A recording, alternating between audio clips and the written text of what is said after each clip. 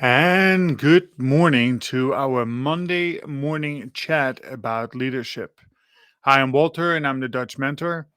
I hope that over time we will be building a nice, broad audience to come join us for a chat about leadership on Monday morning. Of course, what we will be doing is recorded and can be viewed at any time. So you can make it your Monday afternoon chat or Tuesday early morning, whatever you do. I think it is value adding to listen to it on a weekly basis. Some days I'll have an outside guest coming in to talk about their experiences, their keys to success, or their view of leadership itself. We don't want to have just one dimension. We don't want to make this just a promotional for the Dutch mentor. We really want this to become a discussion around leadership and the different styles and the different opportunities that are out there to help shape the young minds and brains of our next level leaders. It is, after all, our responsibility as more senior leaders to develop, to nourish, to support, and to invest in their future. It is our responsibility to develop, through succession planning, a robust plan to ensure that the organization that you are representing, is ready for the future. So at the Dutch Mentor, we have a foundational program called the Pure Leadership Power Program. And today, for the next 15 minutes or so, I will be talking a little bit about the Pure Leadership Power Program from a perspective that I bring to the table, that I've been practicing for many years, that my mentor, Mark Oborn, has been teaching me and coaching me on for quite some time. Because we believe that this will allow you to build the skills, knowledge, and abilities to set the right habits and behaviors into place that allows you to work at the top of your privilege, not at the bottom of your privilege or well below where you're allowed to work. Too often, people are coming from technical skilled positions and are put into leadership roles, but don't quite have the right skills, knowledge, and abilities to effectively lead. So by default, they end up leading well below their privilege. And often it doesn't feel good to them, nor does it feel good to the recipient, right? The people who are working for them. Now, as leadership, we have to take responsibility for this. We need to do a better job in investing in our future, investing in the people around us. We need to be more open minded and resilient to different ways of leading. And that is one thing that is still very, what I would call immature, right? Something that still needs to grow and really become part of the planning cycle in all of healthcare and beyond, right? I've seen it in most of the companies that I've worked with, that very few have a robust talent development program or even a talent identification program. They don't use individual development plans to create hope based on a vision. And in healthcare, we have seen now post COVID almost 1 million people leaving healthcare. Why? Because they are burned out. Why? Because we didn't pay attention to them during COVID itself, or at least not enough, that we just kept asking of them, asking of them, asking of them, but not giving enough back. And at some point in time, there's a breaking point, and people, make a decision. Is this the right thing to do? Can I maintain my mental wellness, my spiritual wellness, my physical wellness, my relationship wellness? And clearly, over 1 million people have decided this is no longer for me. My tank is empty. I can give no more. And I don't think this is to blame COVID. This is really, we need to take a hard look at how we have led our teams over the last couple, 3 years, and really far beyond that. Too often we have seen that senior executives develop an annual budget plan, and they have development, investment in their teams right in the budget. But as soon as the budget falls short, that is one line item that gets scrubbed very quickly. Again, it is our responsibility as leaders to create a vision that people can believe in and feel inspired by it. It is our responsibility to create hope. But it is even more important for us to not think that we can do it all by ourselves. We need to engage the right teams, that's internal or external, in order to help our team members flourish, to give them the skills, knowledge, and abilities. So our Pure Leadership program is about that, is about giving the basics and beyond to the people who are about to lead your teams, who are likely going to be the next generation of executive leaders. They need to work off a solid foundation. So sometimes it's best said, and that's really what the program is about, is that the purpose is to strengthen your personal leadership power and influence so you can lead equal to your privilege. But even more importantly, you have to lead it from the right frame of mind. Right? We cannot be directive. We cannot tell people what to do. Because we have found out a long time ago that it is not inspiring to many. And especially not now to the new generations coming up. They really have access to information. They have choices. Therefore, as leaders, it becomes even more important to be able to lead through context and not control.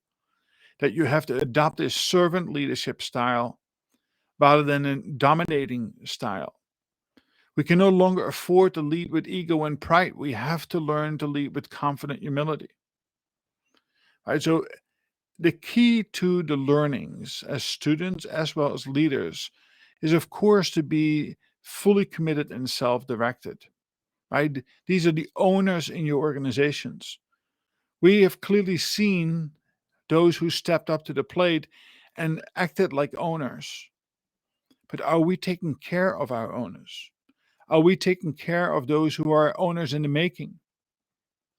On the flip side, are we also addressing those who are not working with us and sometimes even working against us, overtly or covertly? The saboteurs, the people who will definitely give us a hard time in conversations and performance evaluations. Again, these things can no longer be ignored, and too often they are ignored.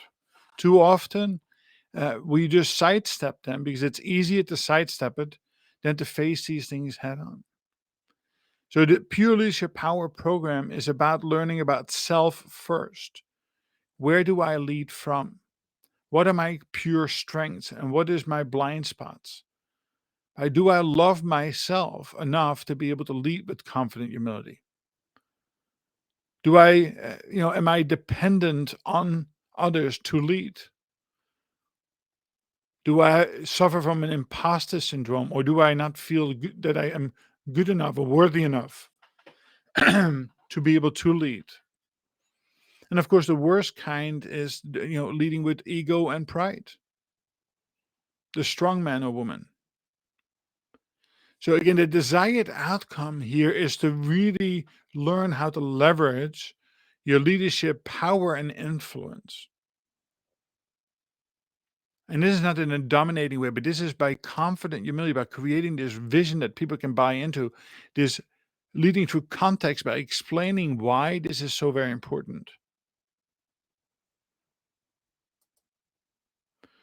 So if you think about the Pure Leadership program, and too often we think about, oh, this is soft stuff, this is not for me, this is, been there, done that, I read about it. But resilience, emotional intelligence is not something that you can just say, I got it once, I read about it. I might even taken a test online to see how my EQ scored and walk away from it. Learning to lead with confident humility is something that you need to practice all of the time. It is truly like a muscle. It is something that you have to go out and exercise. You have to continuously evaluate, where do I lead from? Do I lead from competence and talent? Do I lead from with love for self? Do I lead outward rather than inward looking? Right. So leading with confident humility is one of those cornerstones that we'll be exploring to great depth. You will be exploring continuously in everything that you do. And it is likely that every single leader falls slightly differently in different categories, and that's perfectly normal. Right? You have that phenomenon, what we call we start something, right? We form, and we're going through the storming period, and we're going to norm and then perform. Well, the same thing on your journey. Each one of you is going to be at a different part of that journey. It's also true that you are likely emulating who you are led by. So your blind spots could be great in regards to leading with confident humility. If you have grown up under a woman who tells you what to do and yells at you when it doesn't get done right, that might be your normal, but that is not the preferred way to lead and to be highly effective and feel good about the work that you do. So we talk about really the four pieces of the puzzle that help you establish a foundation on which you can execute. And that is about leading with confident humility.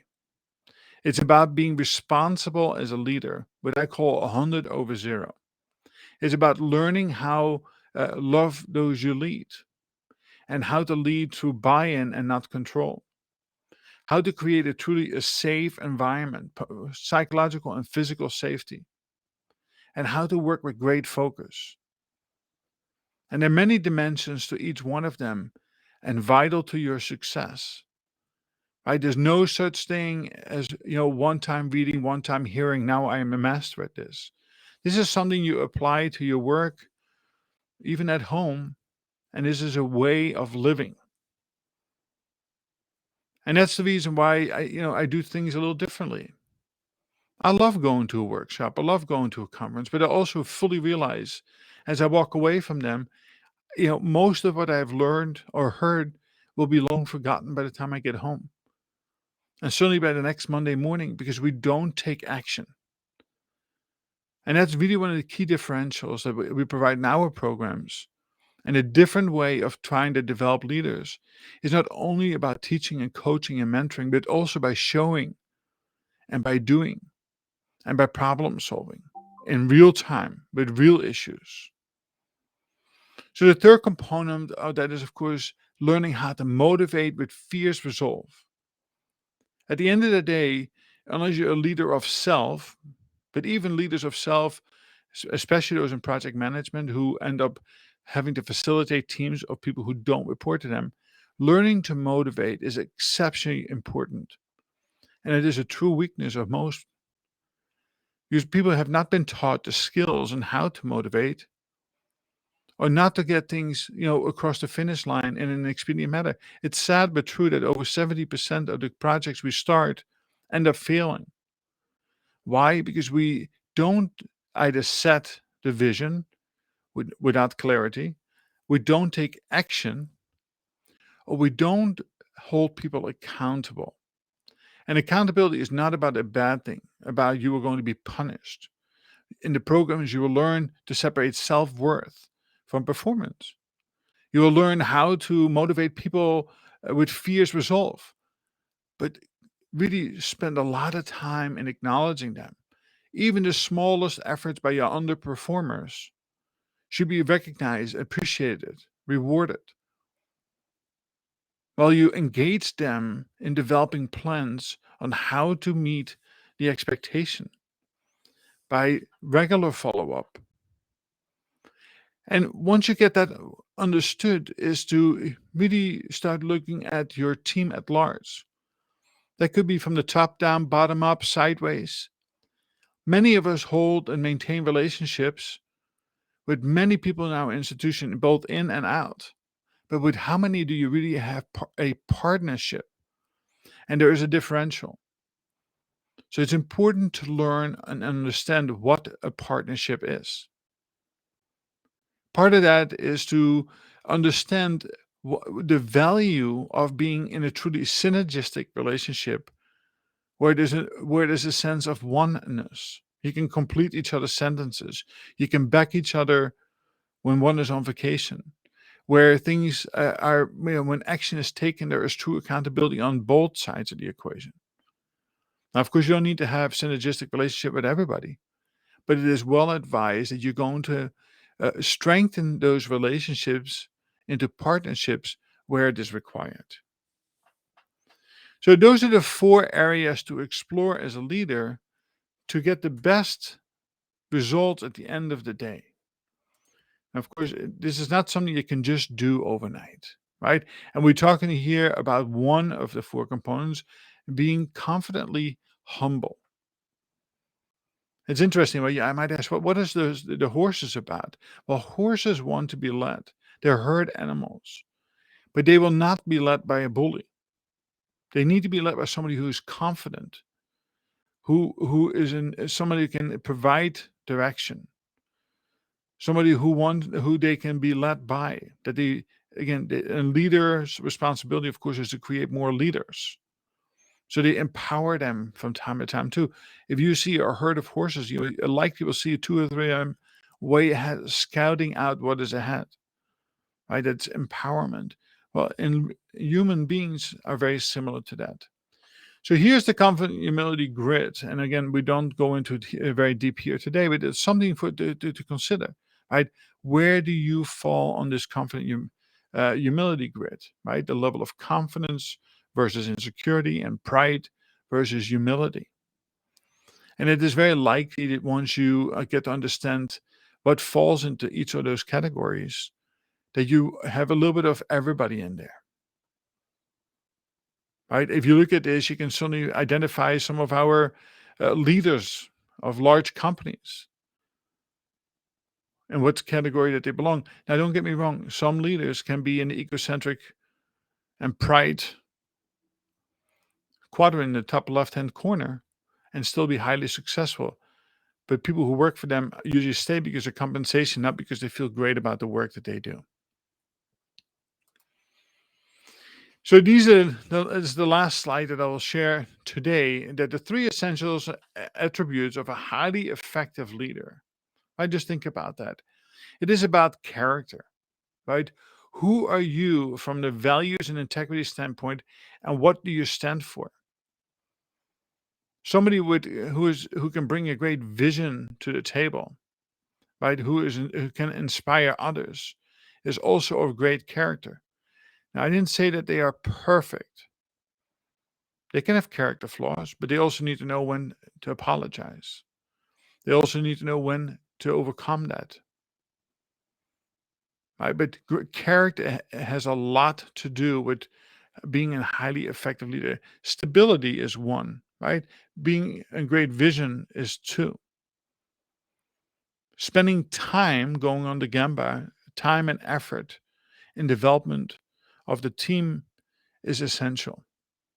So emotional intelligence is the ability to connect with empathy to others. Again, vitally important. And you can make a self-assessment where you are today. This is that muscle I was talking about, is that you have to train on a regular basis in order to gain strength and stay strong at it. Now, I use an equation in the programs that I teach about E times R equals O. Right? Live events will happen. It is how we respond to them that is going to determine an outcome versus how we react to them. If you have a high level of EQ and you're able to have that ability to listen carefully, even sometimes in a nanosecond, and be able to process that information and respond with empathy, you're likely going to have better outcomes.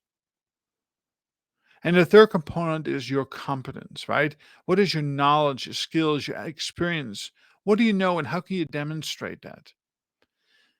I've seen too many imposters, people who knows the things just skin deep, but as soon as you ask the second or third question, they are lost. As leaders, you need to have a competency and you need to have a depth of knowledge, meaning you have to do things more than once. You have to continue to be committed to self-development, albeit going out and get your ACHI credentials or your fellowship credentials with ACHI. It's so great to see people in Chicago this week, and so many of them graduating with their, becoming the board certified fellow of the American College of Healthcare Executives. It doesn't make a difference if you're in engineering and in other industries. You too should pursue the highest level of certification as a way of pursuing higher education and continuous development of self, and then applying what it is that you learn by taking action. That's where true strength comes from.